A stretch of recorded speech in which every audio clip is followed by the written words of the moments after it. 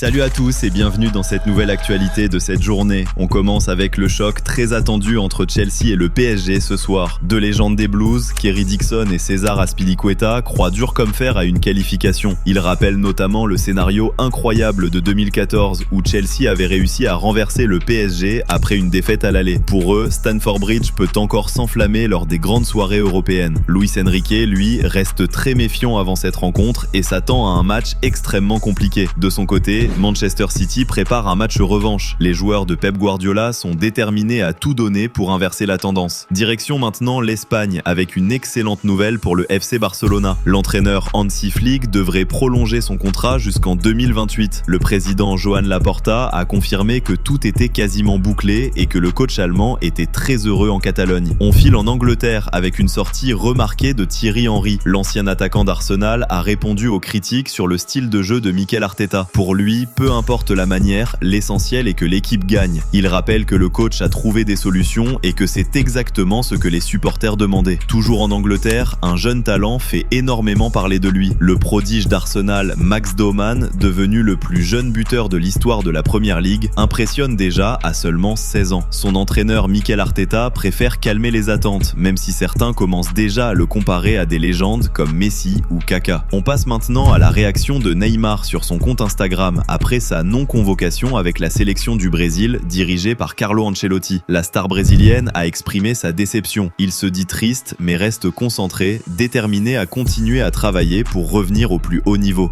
Youssouf Fofana, le milieu de terrain de l'AC Milan, regrette le manque de reconnaissance médiatique malgré ses performances en club. Il explique avoir mal vécu son absence en sélection au début avant de prendre du recul et de continuer à travailler en espérant une nouvelle opportunité. On termine avec la fédération iranienne qui est actuellement en discussion avec la FIFA pour déplacer ses matchs de phase de groupe au Mexique dans un contexte géopolitique particulier et ainsi participer à la Coupe du Monde. C'est tout pour cette vidéo et on se retrouve bientôt pour de nouvelles actualités.